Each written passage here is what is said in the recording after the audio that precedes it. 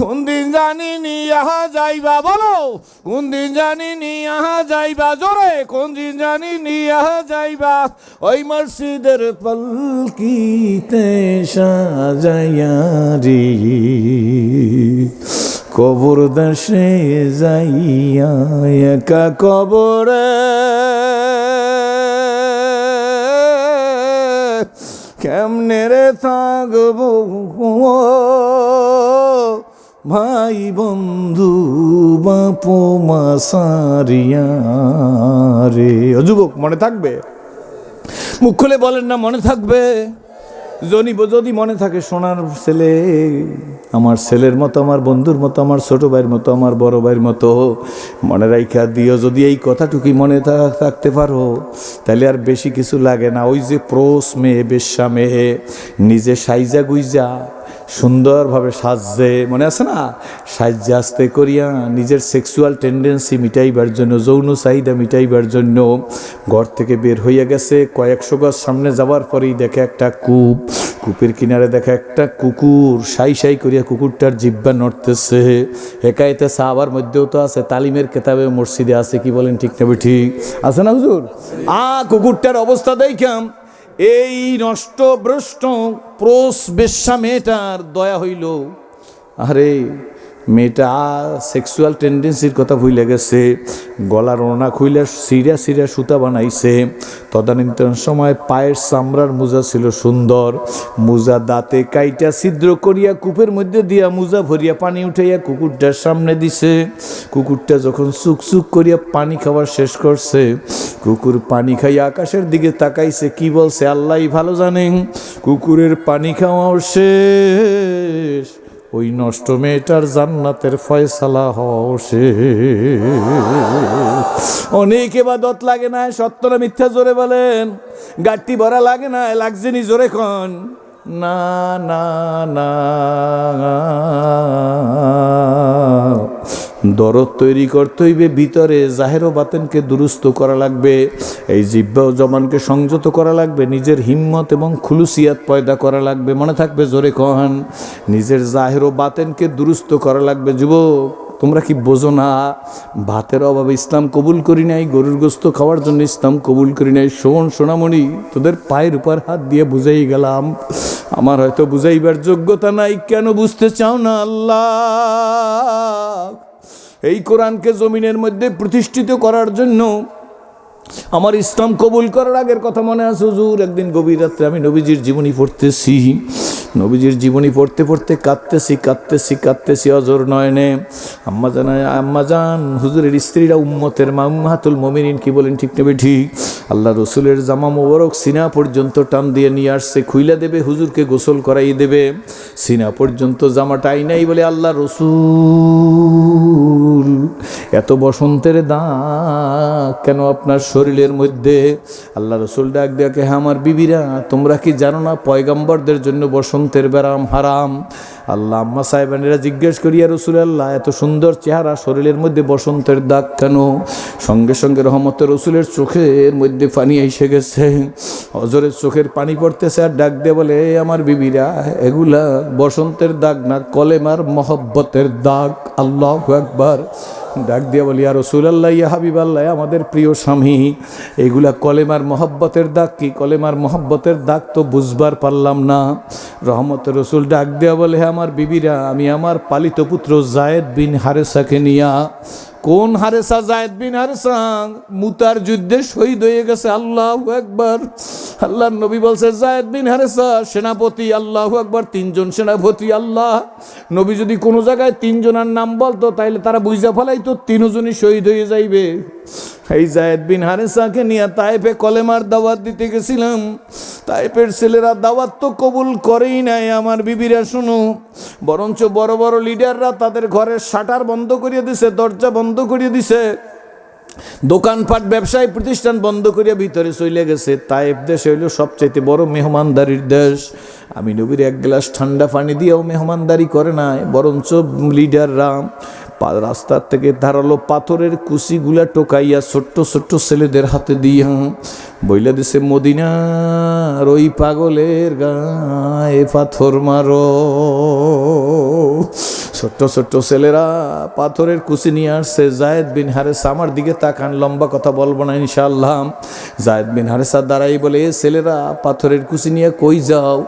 জায়েদের ধাক্কা মাইরা ফেলাই দিয়ে কয়, জায়েদ তুমি সরিয়ে যাও বলছি, তুমি সরিয়ে যাও, আমরা মদিনার ওই পাগলের গায়ে পাথর মারবো। জায়েদ বলে, কারে পাগল বলো? যারে আজকের পাগল বলো, কুল মাখলুকাত একদিন তার জন্য পাগল হয়ে যাবে। ছোট্ট ছেলেরা কয়েকজনে মিল্লা জায়েদকে ধাক্কা মাইরা ফালাই দিয়া নবীজির দিকে দৌড় দিছে। বৃষ্টির ধারার মতো পাথরের কিছু নবীজির শরীরের মধ্যে মারছে। আজকের আলেম ওলামা পীর বুজুর্গ নির্যাতিত, নিপীড়িত, লাঞ্ছিত, বঞ্চিত হইয়া ভয় পাইও না। আমাদেরকে এখন পর্যন্ত পোলাও খাওয়ায়, কোরমা খাওয়ায়, রোস্ট খাওয়ায়, হাদিয়া দে, গাড়ি ভাড়া দে, নারায় তাকবীর বলে, কি বলেন ঠিক নেবে ঠিক? এখন আমাদের একটা লাথি দেয় না, একটা সর মারে নাই, কি বলেন ঠিক নেবে ঠিক? নিজেরা তৈরি হইয়া যান, যত বিপদ আসুক আল্লাহ তুমি আমাদের মোকাবেলা করার তো শক্তি দিয়ে দাও। জোরে করা আমিন। কারা পারবেন? দুই হাত জায়গায় বলেন, দুই হাত জায়গায় বলেন পারবো, পারবো, জোরে বলেন পারবো। হাত জায়গায় ইশারা করে এখন কোনো দলাদলি, কোনো ফালাফালি, কোনো বিবৃতি, কোনো পাল্টা বিবৃতি, কোনো হিংসাত্মক, কোনো আক্রমণাত্মক কথা বলবো না, কাউকে মাইনাস করবো না। আমরা সব এক মায়ের পেটের ভাই। জোরে বলেন আলহামদুলিল্লাহ। আমি ছোট্ট মানুষ, আমি আপনাদের বইলা গেলাম, কথাটা ঠিক রাখেন। এই মাঠ থেকে আমরা তৈরি হয়ে যাই।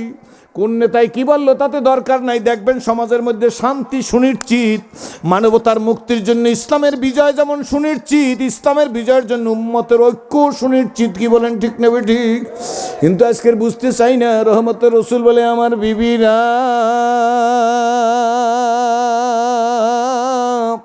বৃষ্টির ধারায় পাথর মারছে, কয়েকবার বেহুশ হয়ে পড়িয়ে গেছে। শেষবার যখন বেহুশ হয়ে পড়িয়ে গেছে আল্লাহ নবীজি নিজের মুখের বিবরণ, তখন আমি ইসলাম কবুল করি নাই, গোলাম মোস্তফার বিশ্ব নবী পড়ছি আমি। আল্লাহু আকবার। বলে, যখন আমি বেহুশ হয়ে পড়িয়ে গেছি, বিলকুল হুশি আমার ছিল না। জায়েদ আমাকে কোলে করি একটা আঙ্গুরের বাগানের মধ্যে নিয়ে গেছে।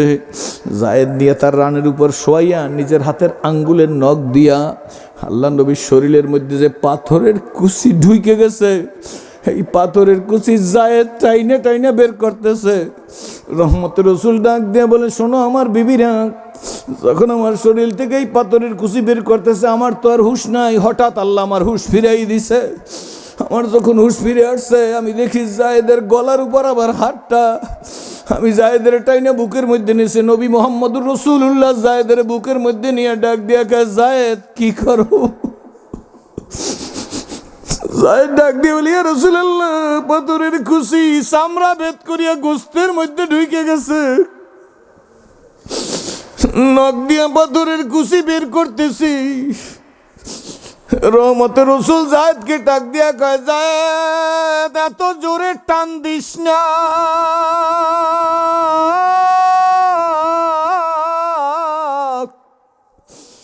আমার কলিজাটা সিরিয়া যাইতেছে।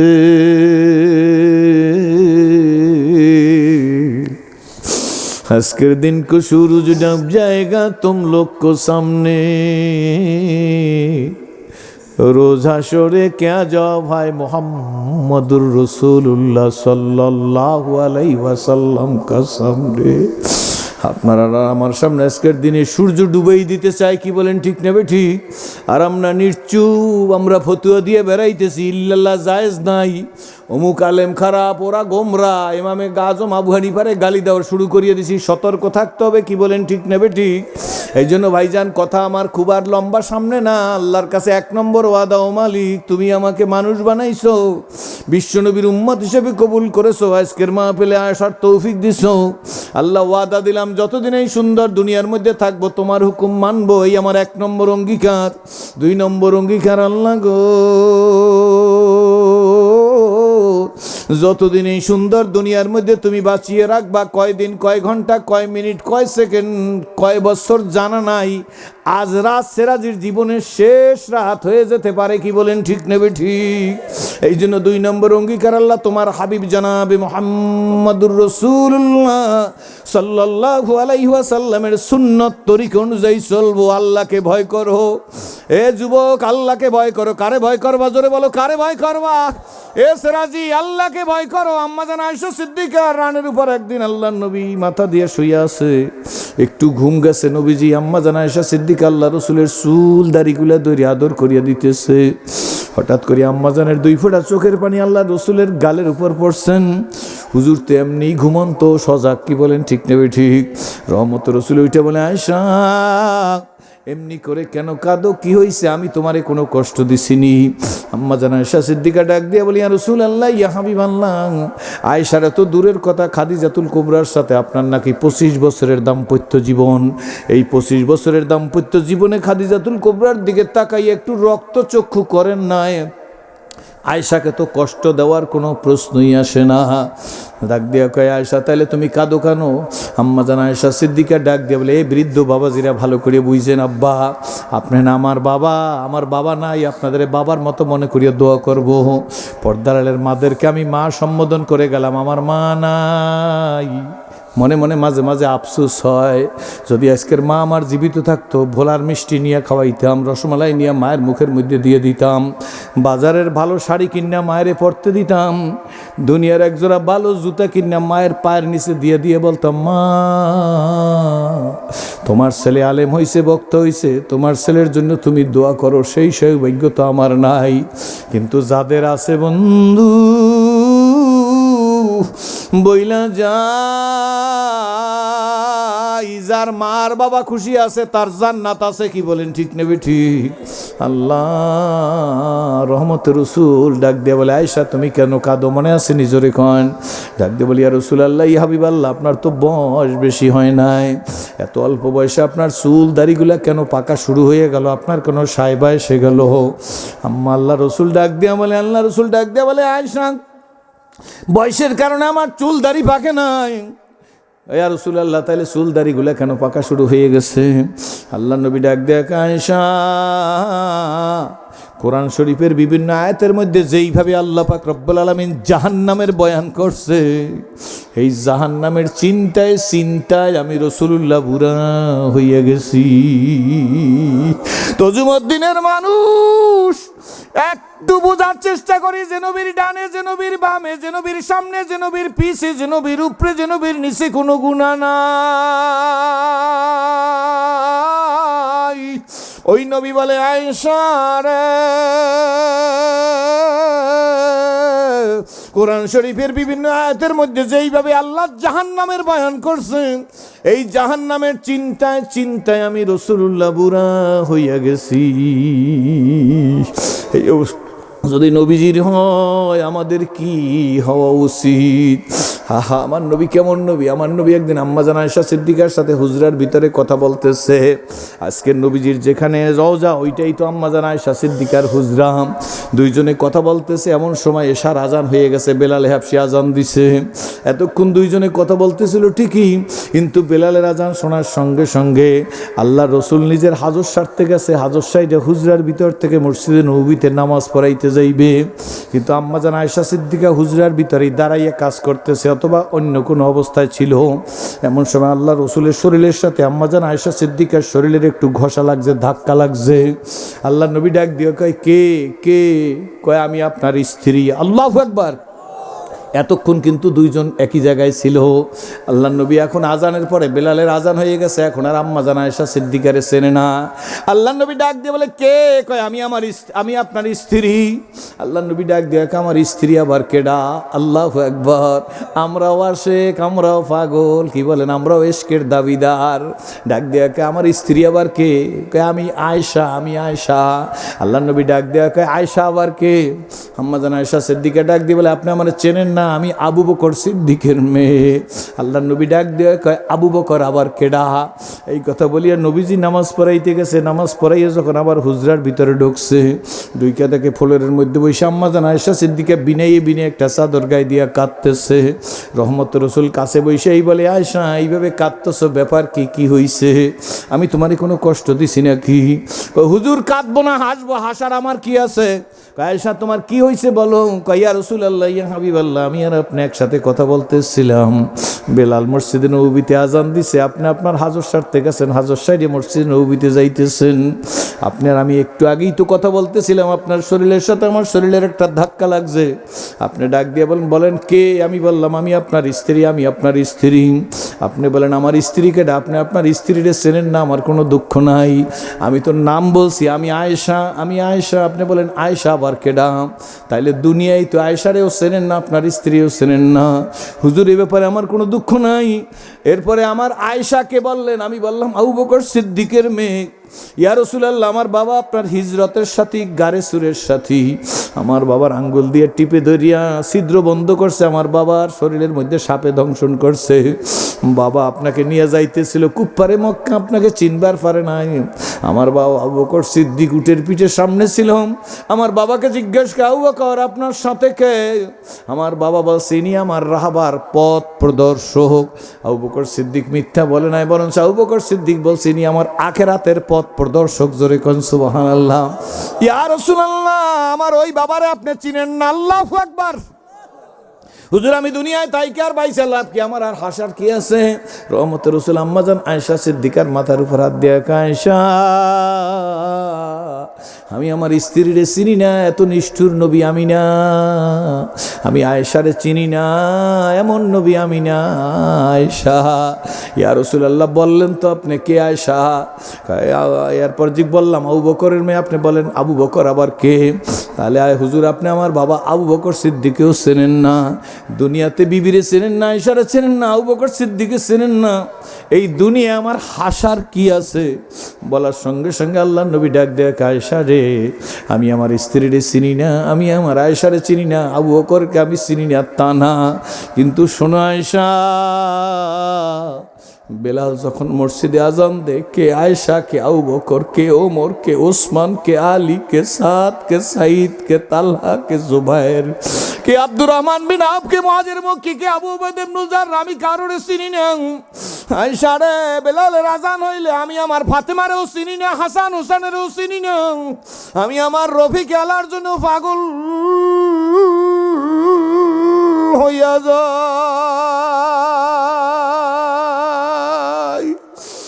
বাবাজি কোন নবী কারে দেখে ইসলাম কবুল করলাম? হযরত জাবের রাদিয়াল্লাহু তাআলা বাড়িতে কয়েকজন মেহমান খানা খাইতেছে, খানা খাওয়া শেষ হয়ে গেছে। খানা শেষ হযরত জাবের রাদিয়াল্লাহু তাআলা নিজে রুমাল দিছে, রুমালটা দিছে, গামছা দিছে বন্ধু বান্ধবদের হাত মোছার জন্য। বন্ধু বান্ধব রুমাল হাতে নিয়ে হাত মোছে না, বরঞ্চ রাইখা দিছে। হযরত জাবের রাদিয়াল্লাহু তাআলা 10 বছরের নবীজির খাদেম। আল্লাহ হযরত জাবের রাদিয়াল্লাহু তাআলা বুঝতে পারছে বন্ধু বান্ধব এই তোয়াইলা দিয়ে হাত মোছে না, তোয়াইলাটা নোংরা, এই কারণে হাত মুছে না। খুব ভালো করে শোনেন, আর কয়েক মিনিটের মধ্যে মোনাজাত দেব। এমন সময় রুমালটা ধরে হযরত জাবের রাদিয়াল্লাহু তাআলা ঘরের মধ্যে দাউ দাউ করে আগুন জ্বলতেছিল চুলাম। এই চুলার মধ্যে নিজের হাতে তোয়াইলাটা গামছাটা ফিক মাইরা চুলার মধ্যে ফালাই দিছে। চুলার মধ্যে দিয়ে কয়েক মিনিট পরেই আস্তে একটা আংটা দিয়ে টান দিয়ে হযরত জাবের গামছাটা হাতের মধ্যে নিয়ে আইসা ঝাড়া দিছে, চকচকের নতুন গামছায় পরিণত হয়ে গেছে, তোয়াইলায় পরিণত হয়ে গেছে। বন্ধু বান্ধবদের হাতের মধ্যে দিয়ে বলে, বন্ধু বান্ধব নোংরা গামছার কারণে, নোংরা তোয়াইলার কারণে তোমরা তো হাতে নেও নাই, এই নেও নতুন হয়ে গেছে, তোয়াইলা পরিষ্কার হয়ে গেছে। বন্ধু বান্ধব ডাক দিয়ে বলে, জাবের গো, ধোয়া মোছা পরে হবে, হাত মোছা পরে হবে। জাবের, এই জাদু তোরে কে শিখাইলো? কোথায় শিখলি জাবের জাদু? আগে আমাদেরকে বলো, তারপরে গামছা তোয়াইলা দিয়ে হাত মোছা হবে। হযরত জাবের রাদিয়াল্লাহু তাআলা মুস্কি হাইজা কয়, বন্ধুরা, আজকের যেমন তোমরা আমার ঘরের মেহমান, কয়েকদিন আগে রহমতের রাসূল আমার ঘরের মেহমান হয়েছিল।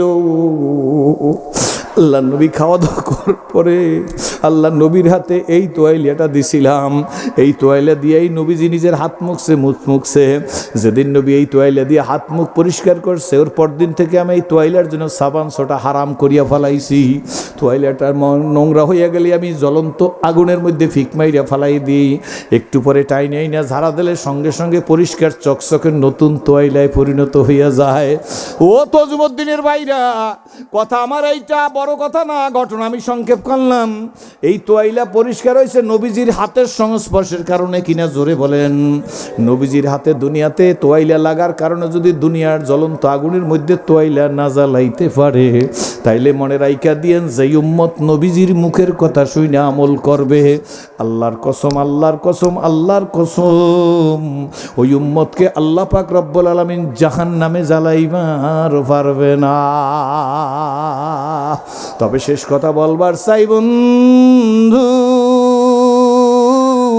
যদি এই বিশ্বাস ঠিক হইয়া থাকে, লম্বা কথা না, শোনো আমার ভাইরা, দুনিয়ার কোনো লেখক যদি কোনো বই পুস্তক লেখে, তার শেষ দিয়ে লেখা দেয়, আমার লেখার মধ্যে কোনো ভুল ত্রুটি পরিলক্ষিত হইলে আমাকে জানাইয়া দিলে আমি পরবর্তী ছাপায় সংশোধন করে ছাপাই দেবো। কি বলেন, ঠিক নেবে ঠিক? কিন্তু আমার আল্লাহ পবিত্র কোরআনের মধ্যে নিজেই শুরুতে বলছে, দেয়ার ইজ নো ডাউট। আল্লাহু আকবার।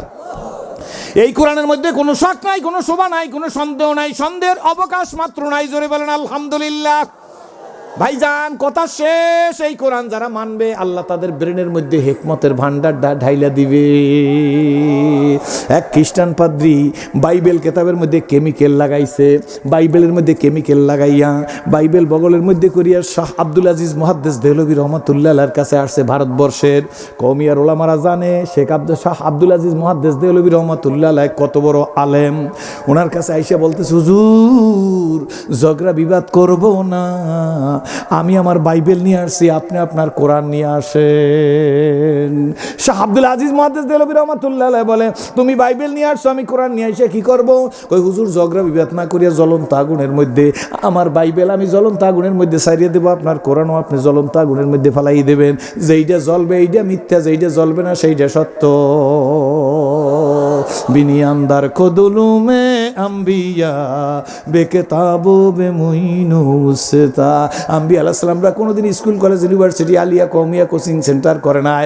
আম্বিয়া আলাইহিস সালামদের সব ব্রেনের মধ্যে আল্লাহ পাক রব্বুল আলামিন গায়বী ইলম ঢাইলা দিয়েছে। জোরে কোন আলহামদুলিল্লাহ।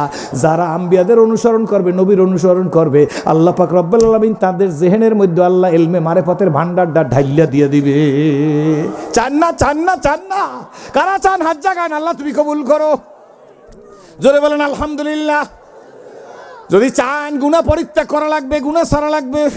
শাহ আব্দুল আজিজ মুহাদ্দিস দেহলভী রাহমাতুল্লাহ আলাইহি গায়েব জানে না, কিন্তু ইলহাম হয়ে গেছে শাহ আব্দুল আজিজ মুহাদ্দিস দেহলভী রাহমাতুল্লাহ আলাইহির কাছে।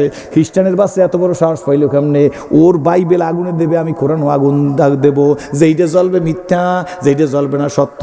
তাইলে ওর বাইবেলের মধ্যেও কেমিক্যাল লাগাইছে, নাইলে এত বড় সাহস পাই কোথায়?